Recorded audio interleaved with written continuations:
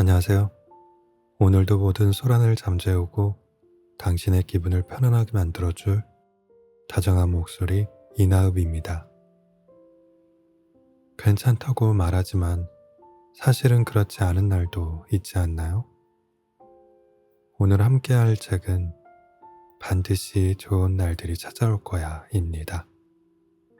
이 책은 지난 몇 년간 작가님의 삶이 흔들리고 다시 일어서는 과정을 솔직하고 생생하게 풀어낸 삶의 기록입니다.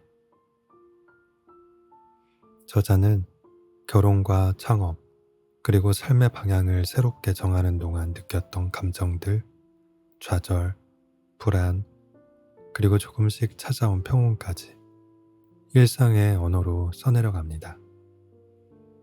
삶이 무너질 때 다시 누군가의 말처럼 좋은 날들이 과연 찾아올까요?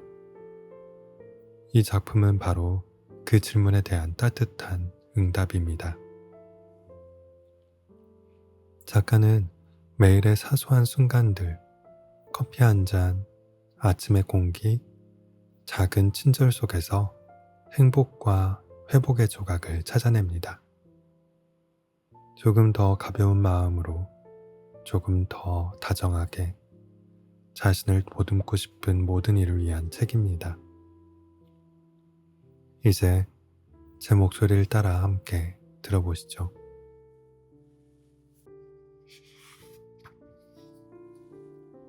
관대해지는 연습.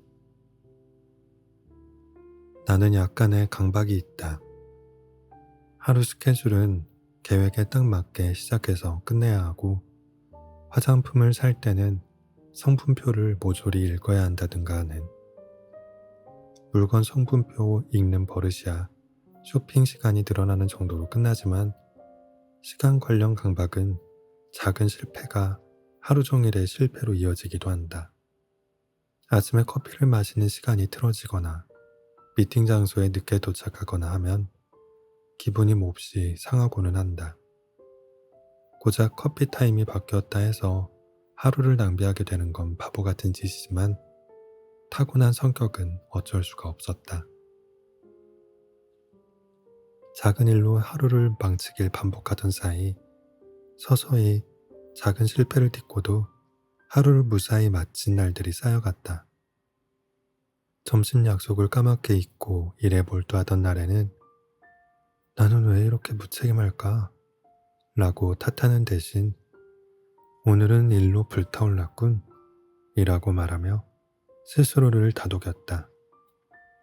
그러자 마음이 한결 편했고 더 여유롭게 문제를 풀어갈 수 있었다. 아침에 늦잠을 자서 머리가 산발인 채로 외부 미팅에 나가게 됐을 때도 있었다. 평소 같았으면 하루 종일 기분이 나빴을 텐데 그날은 나름 스타일 있네 라고 생각해 보았다. 역시나 세상은 무너지지 않았다. 관대함은 나태함이 아니었다. 나 자신에게 관대해야 하자 오히려 유머와 여유가 생겨났고, 그 여유가 더 나은 선택을 할 수 있는 공간을 내주었다. 나를 몰아붙일 때는 당장의 두려움 때문에 안전한 선택만 했다면 스스로에게 관대해지자 실패해도 괜찮다는 마음으로 더 과감한 발걸음을 내디딜 수 있게 되었다. 물론 무조건 스스로를 용서하라는 이야기는 아니다.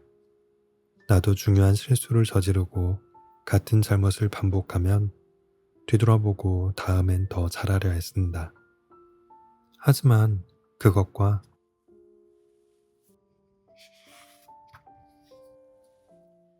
자신을 가혹하게 베는 것은 다르니까. 스스로에게 관대해진다는 것은 내 그릇의 크기를 키우는 일이기도 한 것 같다. 나 자신의 불완전함을 품을 수 있게 되자 다른 사람의 불완전함도 받아들일 수 있었다. 그러자 누군가의 서투름을 봐도 차갑고 매몰찬 마음이 들지 않게 되었다. 여전히 나는 완벽하지 않다. 가끔 비틀거리고 계획이 어긋나는 일도 생기고 약속을 지키지 못할 때도 있다. 하지만 그럴 때마다 예전처럼 나를 채찍질하진 않는다. 괜찮아. 할 수 있는 만큼 했어.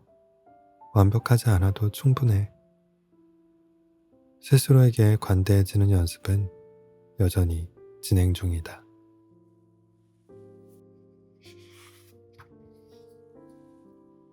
아니다 싶으면 말자. 오랫동안 준비하던 일을 그만두자 사람들이 물었다. 포기한 거야? 나는 고개를 저었다. 포기가 아니라 단념이었다. 같은 말 같지만 전혀 다른 말이다. 포기는 패배처럼 느껴진다. 무릎을 꿇는 것 같고 항복하는 것 같고 내가 약해서 진 것처럼 느껴진다. 포기라는 단어 안에는 후회와 자책이 묻어 있다. 조금만 더 버텼으면 내가 부족해서 나는 역시 안 되나?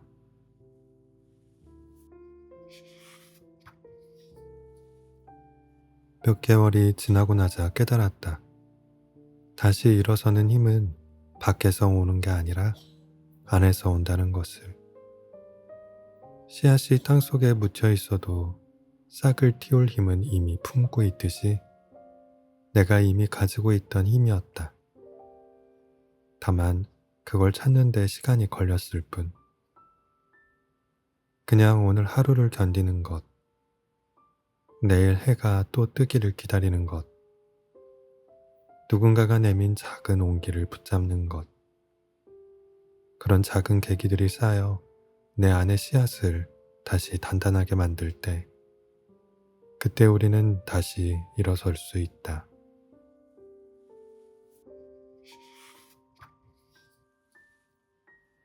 봄은 반드시 우리를 데리러 온다.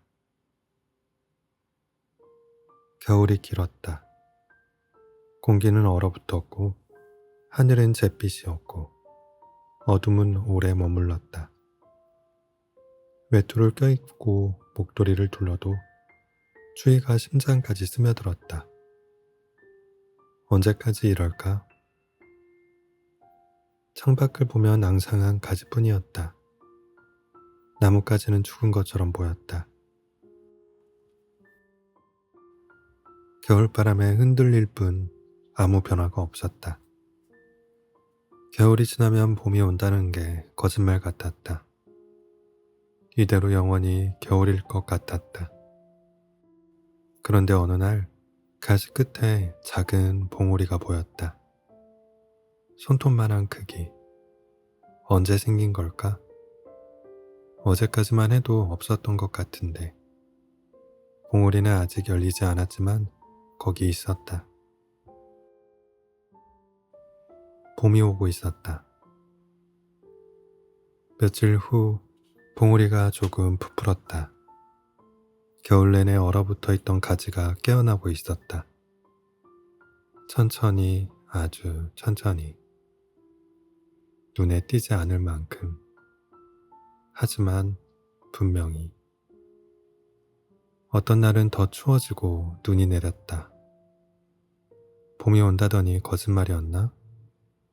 하지만 봉우리는 그대로 있었다. 추위에도 떨어지지 않았다. 그러다 정말로 봄이 왔다.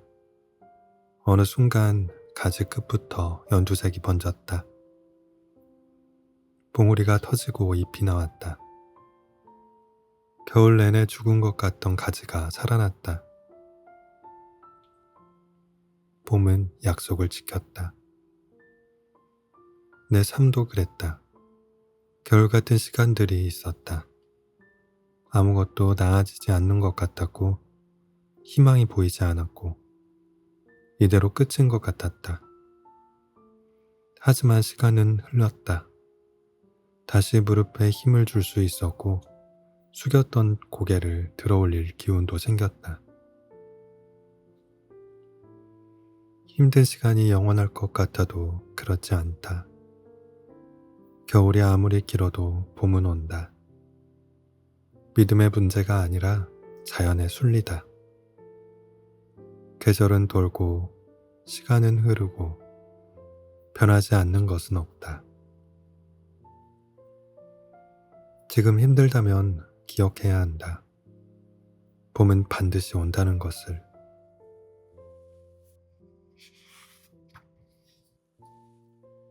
지금 당장 보이지 않아도 느낄 수 없어도 어디에선가 다가오고 있다는 것을. 작은 봉오리처럼. 기다림은 지겹다. 언제까지 견뎌야 하는지 모르는 건 정말이지 고통스럽다. 하지만 봄은 온다. 때가 되면 온다. 반드시. 어쩌면 내가 준비되지 않아도, 내가 기대하지 않았다 하더라도 봄은 모두를 데리러 온다. 겨울을 견딘 모든 것들을.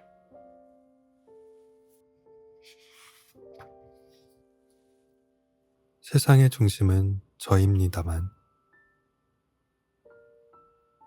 뭐든 나를 중심에 놓고 생각한다 라고 하면 사람들은 종종 눈살을 찌푸린다. 이기적이라고. 하지만 나를 중심에 두는 것과 이기적인 것은 전혀 다른 이야기다. 나를 맨 뒤에 세워두고 살았던 적이 있다. 다른 사람들의 기대를 먼저 헤아리고 남들이 원하는 모양으로 나를 접고 또 접었다. 그것이 좋은 사람이 되는 길이라고 믿었다. 하지만 그렇게 살수록 나는 점점 불편해졌고 아이러니하게도 주변 사람들에게도 좋은 사람이 되지 못했다. 불행한 사람은 다른 사람을 행복하게 만들 수 없다. 빈 우물에서 어떻게 물을 길어 올릴 수 있을까? 내가 만족하지 못하는데 어떻게 남에게 만족을 줄 수 있을까? 나를 중심에 둔다는 건 나만 생각한다는 뜻이 아니다. 오히려 그 반대다. 나를 먼저 챙겨야 다른 사람도 제대로 챙길 수 있음을 아는 것이다. 비행기 안전수칙을 떠올려보자. 산소 마스크가 내려오면 자신부터 먼저 착용하라고 한다. 나부터 숨을 쉬어야 옆 사람을 도울 수 있기 때문이다. 나를 중심에 두기 시작하면서 오히려 인간관계가 더 건강해졌다. 내가 무엇을 원하는지 명확히 표현하니 관계에서도 솔직해질 수 있었다. 억지로 맞춰주려다 쌓이는 앙금 대신 서로의 다름을 인정하며 편안한 거리를 유지할 수 있게 되었다. 주변을 돌아보라. 정말로 좋은 영향을 주는 사람들은 자신을 불태우며 사는 사람들이 아니다. 오히려 자신을 잘 돌보고 자신의 삶을 충실히 가꾸는 사람들이다. 그들은 자신이 행복하기 때문에 그 행복을 나눌 여유가 있다.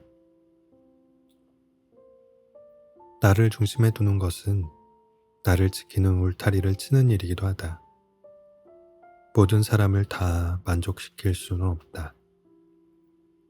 사실 그럴 필요도 없다.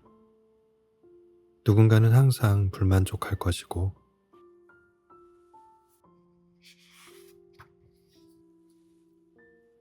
그건 누군가의 문제다. 나를 중심에 두기 시작하면서 나는 더 나은 친구가 되었고 더 나은 딸, 더 나은 동료가 되었다. 역설적이게도 나를 먼저 생각하기 시작하면서 다른 사람들에게도 더 따뜻해질 수 있었다. 내 안에 불이 켜져 있어야 남에게도 불을 나눠줄 수 있으니까.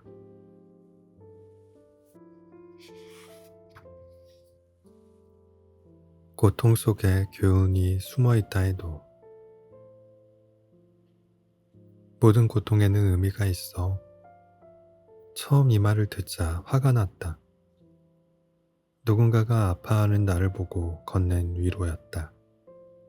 하지만 그 말은 위로가 아니라 나를 후벼 파는 말처럼 느껴졌다. 지금 이렇게 아픈데 의미를 찾으라고?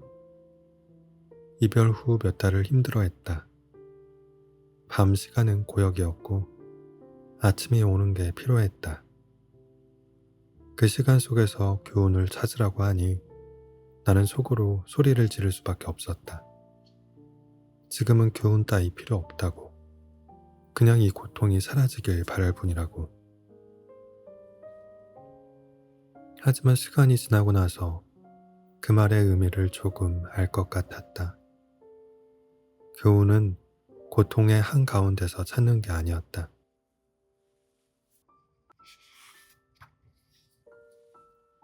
폭풍우가 지나간 뒤에야 보이는 무지개처럼 고통이 가라앉고 나서야 보이는 것이었다.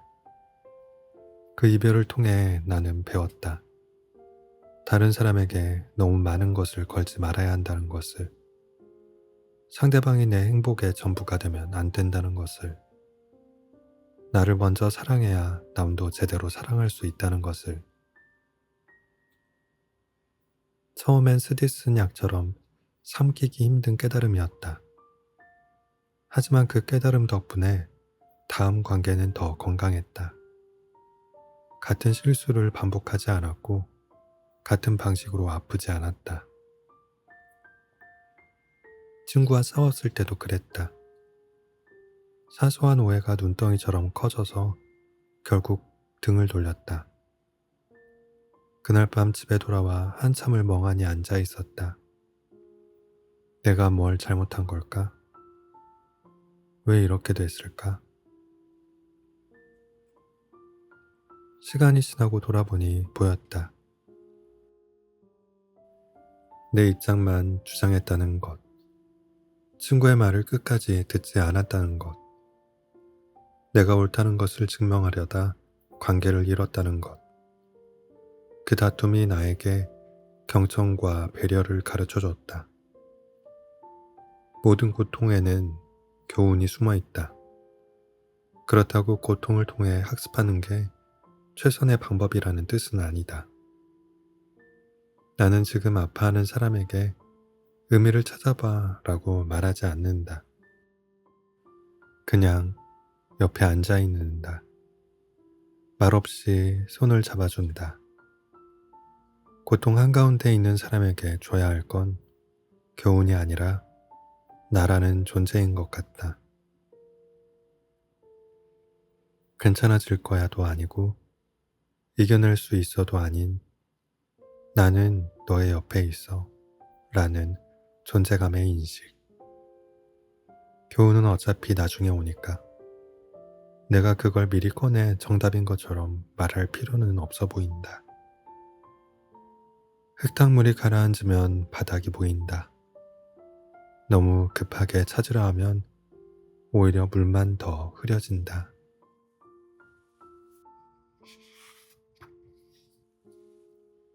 특별한 인연. 부모와 자식 사이에는 설명할 수 없는 무언가가 흐른다. 사랑이라고 하기엔 너무 복잡하고 의무라고 하기엔 너무 깊다. 마치 보이지 않는 실로 연결된 것처럼 멀리 떨어져 있어도 서로의 존재를 느낀다. 어렸을 때는 부모님이 영원할 거라고 믿었다. 언제나 그 자리에 그 모습으로 계실 거라고. 하지만 어느 순간부터 부모님의 뒷모습이 달리 보이기 시작했다. 어머니의 손등에 핏줄이 도드라지고 아버지의 머리카락이 예전처럼 검지만은 않다는 것을 알아챘을 때 나는 처음으로 시간이 무섭다는 걸 알았다. 물이 새는 것처럼 조용히 하지만 멈출 수 없이 흐르고 있었다. 10대 때는 답답했다. 왜 내가 원하는 것과 다른 걸 원하실까? 그땐 몰랐다. 부모님도 처음 부모가 되신 분들이고 나를 키우며 함께 배워가는 중이라는 것을, 완벽한 부모는 없고 완벽한 자식도 없다는 것을, 성인이 되고도 한참이 지나서야 깨달았다. 부모님이 나를 위해 포기한 것들이 얼마나 많았는지를. 당신들의 꿈, 당신들의 시간, 때로는 당신들의 행복까지도. 그것들이 너무나 당연하게 느껴져서 나는 한 번도 고마워하지 않았다. 공기가 당연하듯 부모님의 희생도 그렇게 당연한 것으로 여겼다.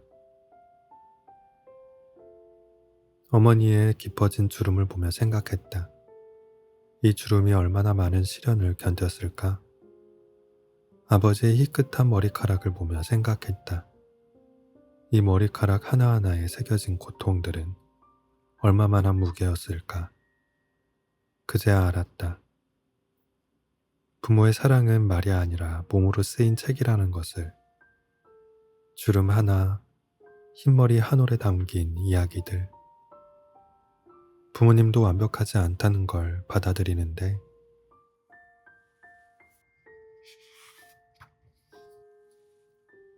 시간이 걸렸다. 내가 원하는 부모님의 모습과 실제 부모님 사이의 간극. 그 사이에서 나는 오랫동안 서운함을 품고 살았다. 하지만 이제는 안다. 부모님도 그저 사람이고 최선을 다했지만 때로는 부족했을 수 있다는 것을. 그리고 그것이 나를 덜 사랑해서가 아니라는 것을. 가끔 이런 생각을 한다. 부모님과 함께 보낼 수 있는 시간이 얼마나 남았을까? 모래시계의 모래알처럼 계산해보면 생각보다 많지 않다. 그래서 요즘은 전화를 더 자주 한다.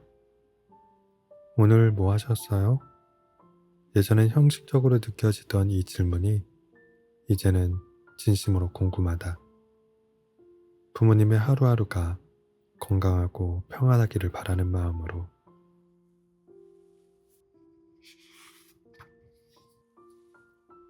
사람은 고쳐 쓰는 물건이 아니다. 이 사람 이것만 조금 바뀌면 좋을 텐데. 관계에서 많이들 하는 생각이다. 이것만 고치면, 저것만 바꾸면, 그러면 완벽할 텐데. 마치 고장난 시계를 수리하듯 상대방을 바꾸려 한다. 나도 그랬던 적이 있다. 상대방에게 이렇게 해달라 저렇게 해달라 요구했다. 처음엔 들어주는 것 같았다. 하지만 시간이 지나면 원래대로 돌아갔다. 마치 고무줄을 당기면 늘어났다가 놓으면 다시 줄어드는 것처럼. 그러면서 나는 지쳤다. 왜 안 바뀔까? 내가 이렇게 원하는데. 나는 진짜 너를 위해서 말하는 건데. 하지만 상대방도 지쳤을 것이다. 매일 자신과 달라지라는 요구를 받으면서. 어른들 말씀이 맞다. 사람은 고쳐 쓰는 물건이 아니다. 나사를 조이고 부품을 갈고 기름을 트면 달라지는 기계가 아니다. 사람은 남이 바꿀 수 없다. 스스로 바뀌고 싶을 때만 바뀐다. 누군가를 바꾸려는 건 결국 그 사람을 부정하는 일이다. 너는 지금 모습으로는 부족해. 내가 원하는 모습이 되어야 해. 그런 메시지를 계속 보내는 것이다. 마치 계약서를 동반한 거래처럼. 진짜 사랑은 있는 그대로 받아들이는 것이라고 배웠다. 장점만이 아니라 단점까지. 고치고 싶은 부분까지. 그게 싫으면 떠나는 것이지 억지로 바꾸려 하는 건 폭력적일 수 있다. 사람은 시간이 지나면서 조금씩 달라진다. 나이가 들면서 세상에 맞춰 자신의 태도를 조금씩 수정하는 것. 그건 필요에 의한 느린 변화다. 누군가의 요구로 순식간에 다른 사람이 될 수는 없다. 씨앗이 싹을 틔우듯 내부에서 일어나는 변화이지.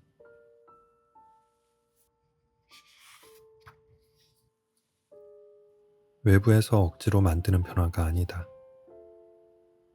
관계에서 바꿀 수 있는 건 나 자신뿐이다. 상대방이 아니라 나. 상대방의 모습을 받아들일 것인가 받아들일 수 없으니 관계를 정리할 것인가? 그 선택만 내가 할 수 있다. 지금은 누군가를 바꾸려 하지 않는다. 그냥 본다. 있는 그대로. 마음에 들지 않는 부분이 있어도 그게 그 사람이구나 하고 받아들인다. 받아들일 수 없으면 거리를 둔다. 더 이상 고치려 애쓰지 않는다. 사람은 고쳐 쓰는 물건이 아니다. 조립하고 분해할 수 있는 레고가 아니다. 살아있는 존재다. 나름의 이유로, 나름의 방식으로 사랑하는 사람이다. 그것을 존중해야 한다. 우리 각자의 삶을.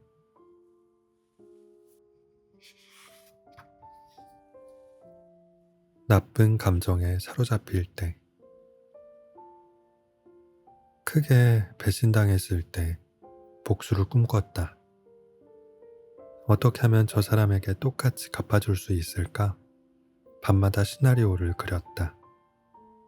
이렇게 하면 아플 것이고 저렇게 하면 후회할 것이다. 머릿속에서 수백 번 복수했다. 그런데 불쾌했다. 복수를 생각할수록 나만 힘들었다. 상대방은 아무렇지도 않게 사는데 나는 복수를 계획하느라 밤잠을 설쳤다. 누가 더 고통받고 있는가? 나였다. 복수는 독을 마시고 상대방이 죽기를 바라는 것과 같다. 독은 내 몸에 들어갔는데 죽기를 바라는 건 상대방이다. 말이 안 된다. 하지만 복수를 꿈꿀 때 우리는 정확히 그렇게 살게 된다.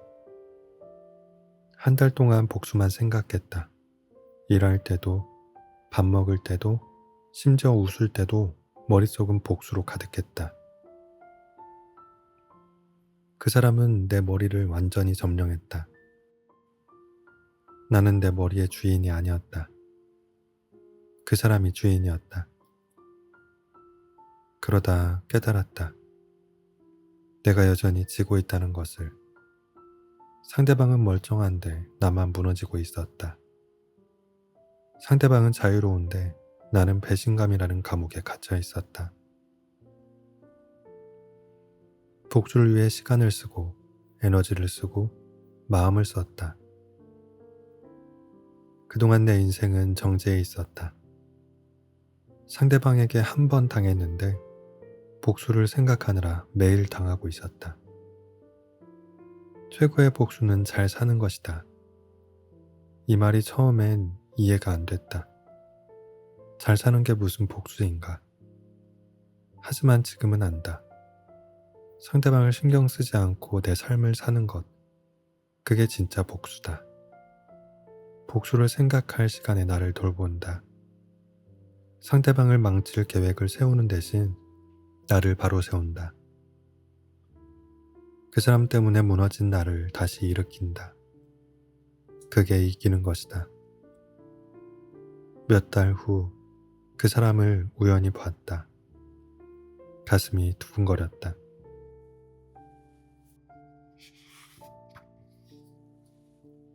하지만 예전처럼 화가 치밀지는 않았다.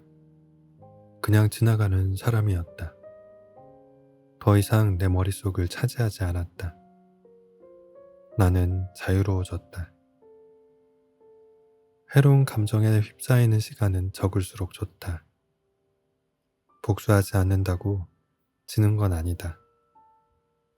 진짜 중요한 건 상대방에게 내 인생을 빼앗기지 않는 것, 내 시간을 되찾는 것, 내 마음을 되찾는 것이다. 진짜로 복수에 성공할 수 있는 방식, 예를 들어 민사나 형사소송 등으로 진행하는 게 아니라 마음만 쓰는 방식은 오히려 나한테 손해라는 사실을 알아야 한다. 시간도 에너지도 다 손해다. 가장 큰 손해는 내 인생을 그 사람에게 바치는 것이다.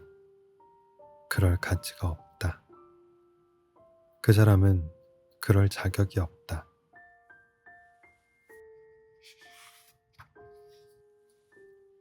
무엇을 버려야 할까?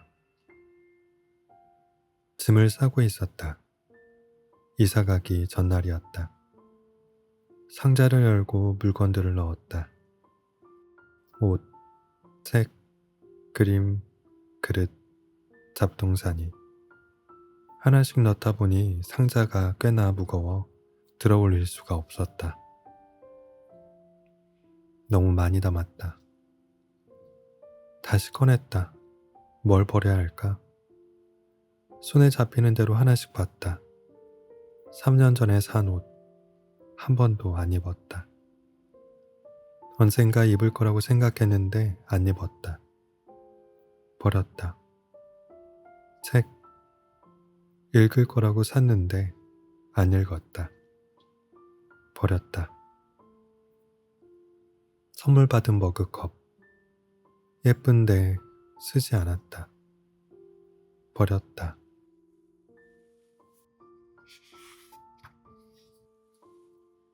버릴수록 상자가 가벼워졌다. 들어 올릴 수 있을 만큼 신기했다. 덜어낼수록 편해졌다. 많이 가질수록 좋은 줄 알았는데 아니었다. 삶도 그랬다. 무언가를 더 하려고만 했다. 더 많은 돈, 더 넓은 집, 더 좋은 차, 더 많은 친구. 많을수록 좋다고 믿었다. 하지만 많아질수록 무거워졌다. 어깨가 짓눌렸다. 이삿짐 박스 싸다가 인생의 깨달음을 얻을 줄은 몰랐지만 깨달았다. 채우는 게 아니라 비워야 한다는 것을, 가지지 않아도 될 것들을 놓아야 한다는 것을, 무게는 가진 것에서 오는 게 아니라 붙잡고 있는 것에서 왔다. 버리기 시작했다. 먼저 후회를 버렸다. 이미 지나간 일을 붙잡고 있어봤자 무거워질 뿐이었다. 다음은 남의 시선을 버렸다. 남들이 어떻게 생각할까 신경 쓰느라 내 인생을 못 살고 있었다. 그 다음은 완벽주의를 버렸다. 완벽해야 한다는 강박이 나를 올가매고 있었다. 하나씩 버릴 때마다 숨이 쉬어졌다. 가슴이 뻥 뚫렸다. 어깨가 가벼워졌다. 이렇게 가벼울 수 있다는 게 신기했다. 그동안 얼마나 무거운 걸 지고 살았던 걸까? 사람들은 무언가를 얻으려고 한다. 더 가지려고, 더 채우려고. 하지만 진짜 자유는 버리는 데서 온다. 필요 없는 것을 내려놓을 때, 짐을 덜어낼 때. 지금은 가끔 점검한다. 내가 지고 있는 게 뭔지. 정말 필요한 건지, 아니면 그냥 습관처럼 들고 있는 건지. 필요 없으면 내려놓는다. 바로 버리지 못해도 천천히 손을 뗀다. 삶은 무엇을 버리느냐에 따라 무게가 달라진다. 많이 가진 사람이 행복한 게 아니라 불필요한 것을 버린 사람이 가볍다. 가벼운 사람이 더 멀리 갈 수 있다. 짐이 없으니까.